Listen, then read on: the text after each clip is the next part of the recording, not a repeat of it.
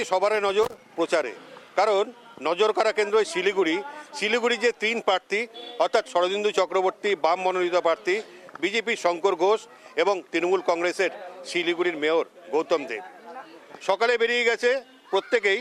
আমি প্রথমে যাব যে শরদিন্দু চক্রবর্তী, জয় চক্রবর্তী, প্রচারে কতটা সময় যাচ্ছে আপনার? আমি একটা অভূতপূর্ব সাড়া পাচ্ছি। আমি যেখানেই যাচ্ছি, এই যে আজকে সকাল বলতে গেলে 6টার থেকে শুরু করেছি। আমি প্রথমে আমাদের মহাবিস্তানের মসজিদে গিয়েছিলাম। আজকের দিনটা আমি ঈদের জন্যই রেখেছি। তারপর আমি কাঞ্চনজঙ্ঘা স্টেডিয়ামে গিয়েছিলাম ঈদের শুভেচ্ছা বিনিময় করতে। তারপরে জামা মসজিদে গিয়েছি ঈদের শুভেচ্ছা বিনিময় করতে, এবং তার পরবর্তীতে তার মাঝখানে আমি একবার প্রধাননগরেও গিয়েছিলাম। সেখানে আমাদের ওই অঞ্চলের একটা প্রচার ছিল, পার্টির প্রচার ছিল। এবং আমি দেখলাম অল্প বয়সী ছেলেমেয়েরা, যারা সবচেয়ে একটা বড় দিক, অল্প বয়সী ছেলেমেয়েদের একটা বিরাট অংশগ্রহণ, তাদের সমর্থন, এবং তার সঙ্গে মহিলাদের অংশগ্রহণ, মহিলাদের একটা স্বতঃস্ফূর্ত সমর্থন।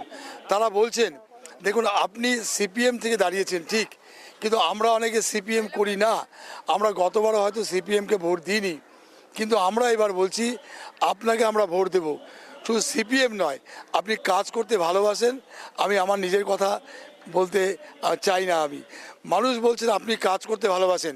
আমাদের কণ্ঠ, শিলিগুড়ির আওয়াজ, আমাদের মহিলাদের নিরাপত্তা, শিলিগুড়ির ট্রাফিক সমস্যা, শিলিগুড়ি পানীয় জলের সমস্যা, শিলিগুড়ির রাস্তাঘাটের সমস্যা, বেকার যুবকদের কর্মসংস্থানের সমস্যা, শিলিগুড়িতে আরেকটি হাসপাতাল কেন হবে না, আমরা এই দাবি তুলতে চাই।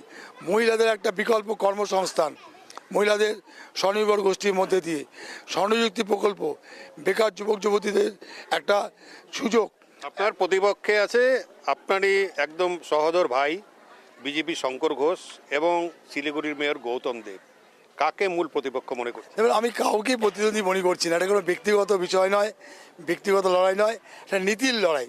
যদি বলি এটা তো ঠিক, দেখবেন শিলিগুড়ি উত্তরবঙ্গে গত নির্বাচনও, আমি যদি রাজনীতির ঊর্ধ্বে উঠেও বলি, মানুষ যেভাবে বিজেপিকে সমর্থন দিয়েছিলেন গত লোকসভা বিধানসভা নির্বাচনে উত্তরবঙ্গ জুড়ে, কিন্তু কি করেছে বিজেপি? আজকে একটা উন্নয়নের কাজ বিজেপি বলতে পারবেন এখানটায়? বিজেপির সমর্থন কি বড় একটা অংশ আপনাদের বামেদের ভোট গিয়েছিল, যেটা কিছুদিন আগে অশোক ভট্টাচার্য স্বয়ং মঞ্চে দাঁড়িয়ে বললেন সেই ভোটটা যাতে না যায়, তার কারণ কি? অসুবিধা আমাদের নেতা অভিভাবক, অসুবিধার কথার একটা গুরুত্ব আছে। দেখবেন এইবারকার নির্বাচনে আমাদের যে ভোট, বামপন্থী ভোট, সেই বামপন্থী ভোট কি আমাদের অটুট আমাদের থাকবে। এবং পাশাপাশি দেখুন আমার কাছে অনেক মেসেজ আসছে, আমি তাদের নাম বলতে চাই না। আমি যেমন গত পরশুদিন আমি তরা স্কুল মাঠে গিয়েছিলাম, সেখানে একজন মহিলা, তারা মহিলাদের একটা গ্রুপ, তারা বলছেন আমাকে ডেকে, দেখো আমি গতবার তোমাদেরকে ভোট দিইনি, আমি বিজেপির প্রচারক, কিন্তু আমি এবার বলছি আমি তোমাদের ভোট দেব। আমি তোমার হয়তো সরাসরি মিছিলে প্রচার করতে পারবো না, কিন্তু আমি ভিতরে আমার মহলে প্রচার করব। ইয়ং ছেলেরা। কিন্তু আপনার বিরুদ্ধে যারা প্রার্থী তারা কেউ বলছেন, যেমন তৃণমূলের প্রার্থী গৌতম দেবের বিরুদ্ধে একটা বিরুদ্ধে নয়, গৌতম দেবের সম্বন্ধে উনি নাকি শিলিগুড়ির অভিভাবক, এবং শঙ্কর ঘোষ বলছেন উনি নাকি শিলিগুড়ির দাদা। আপনার কি সে ধরনের কোনো বিশেষণ আছে? না, অভিভাবক যদি হয় শিলিগুড়ির জনগণ অভিভাবক, দলমত নির্বিশেষে।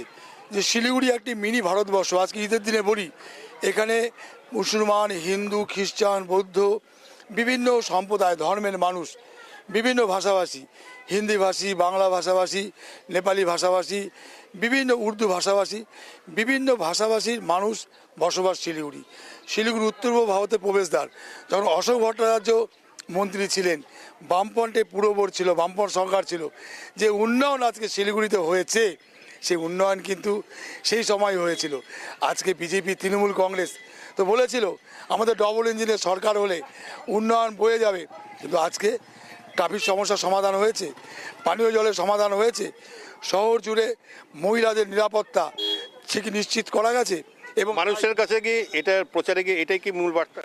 অবশ্যই শিলিগুড়ির শান্তি সম্প্রীতি, শিলিগুড়ির উন্নয়ন, আরও বেকার যুবতীদের কর্মসংস্থান, এখানে আরও কলেজ তৈরি করা, হাসপাতাল তৈরি করা, এখানে কলোনি অঞ্চলে বসবাসকারী গরিব মানুষ তাদের আরও উন্নয়ন, এবং দেখবেন এই উন্নয়ন তখনই আরও সম্ভব হবে যদি মানুষের মধ্যে একতা, মানুষের মধ্যে যদি একটা সম্প্রীতির পরিবেশ রক্ষা করা যায়। অনেকে এই সম্প্রীতিকে ভাঙতে চায়, ধর্মের নামে, ভাষার নামে যারা রাজনীতি করে, যারা ধর্মের নামে, ভাষার নামে ব্যবসা করে, আমরা তাদের বিরুদ্ধে, আমরা সকলের মধ্যেই।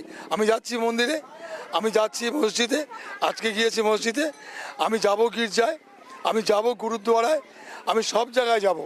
আমি মানুষকে বলবো যে সমস্ত ধর্ম ভাষার আজকে মিলনভূমি আজকে শিলিগুড়ি।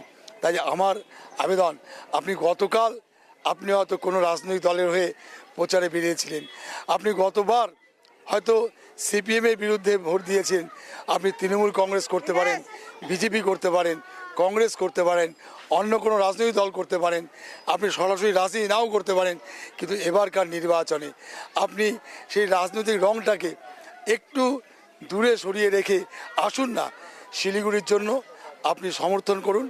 আমি শিলিগুড়ির মানুষের যে সমস্যা, অভিযোগ, যন্ত্রণা, অভাব অভিযোগ নিয়ে বিধানসভায় আমি সেই কণ্ঠকে আমি নিয়ে যাব শিলিগুড়ির মানুষের জন্য। অভিভাবক নয়, দাদা নয়, উনি হচ্ছেন শিলিগুড়ি শহরের কাছের মানুষ। এই কাছের মানুষকে জোর দিয়েই তিনি কিন্তু শিলিগুড়ি মানুষের এবার মন জয় করতে চলেছেন।